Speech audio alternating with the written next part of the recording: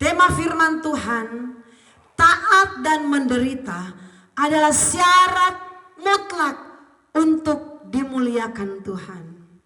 Saudaraku, banyak orang ingin mengalami dimuliakan oleh Tuhan. Dimuliakan oleh Tuhan artinya apa? Hidupnya semakin naik, karirnya semakin cemerlang, berkatnya semakin meningkat, pangkatnya semakin naik, usahanya semakin bertambah-tambah, semakin terkenal, semakin terhormat. Tetapi saudaraku, dalam Tuhan itu semua harus ada jalur yang harus kita tempuh. Tidak serta-merta instan, langsung-langsung seperti disulap, langsung dia sudah terkenal. Langsung dia sudah hebat, langsung jadi karirnya sudah langsung di puncak. Oh, usahanya sudah langsung di puncak, sudah langsung sukses berkilau-kilauan. Tidak, saudaraku. Tetapi harus ada kriterianya Tuhan. Harus ada cara yang Tuhan tentukan untuk kita kerjakan. Untuk kita mengalami yang namanya dimuliakan oleh Tuhan. Saudaraku, firman Tuhan saya akan baca dalam kitab Filipi. Filipi pasal 2 ayat yang ke-6 sampai ayat yang ke-9. Di situ saudaraku, firman berkata bahwa Yesus Kristus adalah teladan kita yang sejati, teladan kita yang sempurna. Dia Tuhan dan dia taat sampai mati. Dia rela menderita semenderita-menderitanya untuk kita semua umat manusia diselamatkan oleh Tuhan. Saudaraku, mari kita baca firman Tuhan. Ayat 6. Yang walaupun dalam rupa Allah tidak menganggap kesetaraan dengan Allah sebagai milik yang harus dipertahankan, melainkan telah mengosongkan dirinya sendiri dan mengambil rupa seorang hamba dan menjadi sama seperti manusia. Saudaraku, hal yang Yesus teladankan kepada kita, dia mengosongkan dirinya dan memposisikan sebagai hamba. Hamba itu artinya siap untuk menderita. Hamba itu adalah seorang yang melayani dengan ketulusan hati. Hamba itu tidak seperti Tuhan yang menjadi Tuhan besar, tinggal main perintah. Walaupun semestinya Yesus kan Tuhan, Yesus kan Allah, tidak cocok dia menjadi hamba. Tetapi itulah kasih Allah yang besar bagi umat manusia. Dia rela menjadi hamba supaya kita orang percaya, supaya kita orang yang beriman kepadanya diselamatkan Tuhan. Dia rela masuk dalam karya salib. Saudaraku, karya salib itu bukan main-main. Penderitaan yang paling menderita di dunia ini adalah penderitaan yang Tuhan Yesus alami, saudaraku. Dia rela alami itu semua untuk umat manusia boleh beroleh keselamatan.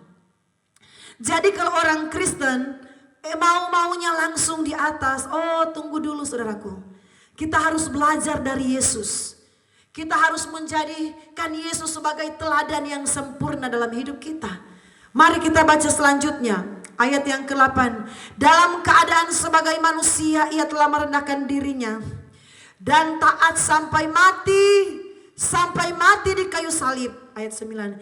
Itulah sebabnya Allah sangat meninggikan dia dan mengaruniakan kepadanya nama di atas segala nama. Saudaraku, Allah sangat meninggikan dia. Ini yang saya maksudkan lewat tema tadi. Kalau kita mau ditinggikan oleh Tuhan, kalau kita mau dimuliakan oleh Tuhan, jadilah pribadi yang taat. Taat sebagai hamba dan rela menderita.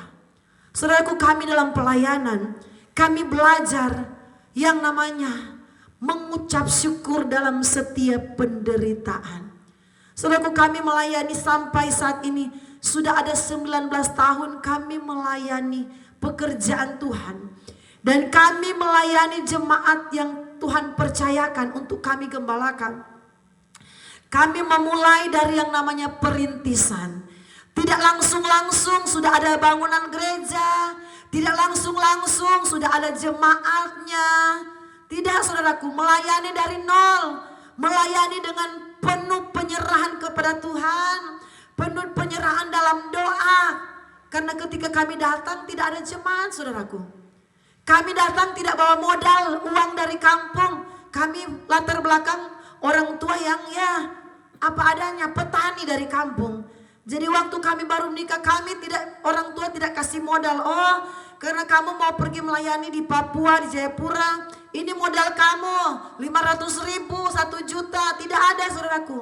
Kami baru menikah, orang bilang masih bulan madu.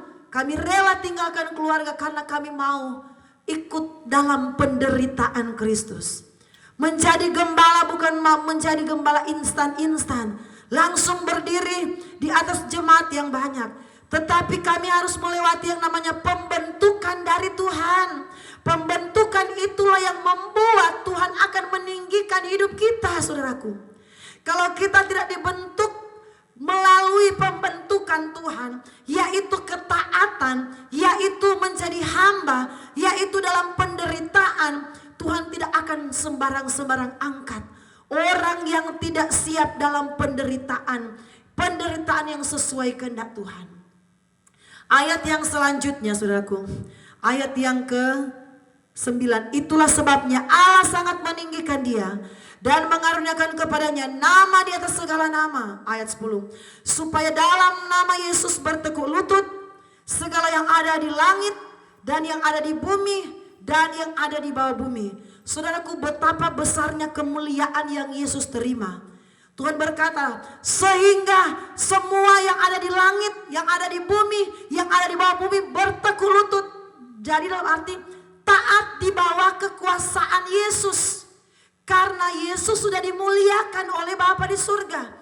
Tetapi sebelum Yesus dimuliakan oleh Bapa di surga, Yesus sudah mengalami yang namanya taat menjadi hamba dan menderita untuk menebus dosa umat manusia. Saudaraku, penderitaan Yesus penderitaan yang sempurna. Bukan hanya sekedar dihianati oleh murid-muridnya yang meninggalkan dia. Dihianati oleh, saudaraku, orang-orang yang sudah dia tolong disembuhkan. Tidak ada yang datang menghampiri Yesus ketika Yesus sudah masuk dalam penyalipan. No, tidak ada. Tetapi Yesus dengan hati yang sungguh-sungguh, dengan hati yang rela dan taat, dia siap untuk menderita bagi dosa-dosa kita. Saudaraku, dia diludahi. Saudara bisa bayangkan, apakah saudara bisa terima kalau ada orang yang meludahi saudara? Saya yakin saudara tidak akan terima. Orang saya cuma omong-omongin saya, saudara pasti sudah marah besar. Apatah lagi kita diludahi, saudara bisa bayangkan. Tapi Yesus terima itu untuk umat manusia diselamatkan. Salib yang masuk, mahkota duri yang masuk di kepala Yesus 10 cm. Yesus rela alami itu, saudaraku. Dia taat, bahkan taat sampai mati, menanggung penderitaan yang begitu beratnya untuk umat manusia diselamatkan. Jadi kalau orang Kristen cuma mau zona nyaman, Tuhan tidak akan berkati luar biasa. Jadi berkatnya ya nyaman-nyaman saja, saudaraku. Yang penting ada makan, ada pakaian, tidak ada lebih-lebihnya, saudaraku. Kalau tidak siap menderita, mau ibadah hujan, tidak mau jadi ibadah. Aduh hujan Pak Pendeta, saya tidak ibadah. Cuma hal begitu, saudaraku, kita sudah kalah. Apalagi kalau kita diuji seperti Ayub. Kita mampukah tidak? Cuma hujan kita kalah. Cuma sakit kepala sedikit kita kalah, tidak ibadah. Cuma batuk sedikit kita kalah, tidak ibadah. Cuma yang model-model begitu, kita tidak bisa menang atas cuma penderitaan ujung kuku, tidak ada nilainya, saudaraku. Bagaimana Tuhan mau berkati hidup kita? Saudaraku, Yesus rela tangannya itu ditusuk, lambungnya itu ditusuk, saudaraku, untuk menebus dosa kita. Orang Kristen cuma hujan, kalah dengan hujan. Oh, luar biasa. Tetapi doanya, Tuhan berkati saya melimpah-limpah. Diberkati engkau memperluas daerahku seperti doa Yabes. Oh, saudaraku bisa bayangkan, cuma hujan kita sudah kalah. Cuma sakit batuk kita sudah kalah. Tetapi orang Kristen kalau bekerja tidak kalah, saudaraku. Bekerja memang banting tulang semangat. Dari jam 8 pagi sampai 2 sip sampai subuh masih tetap semangat kerja karena mengejar keuangan.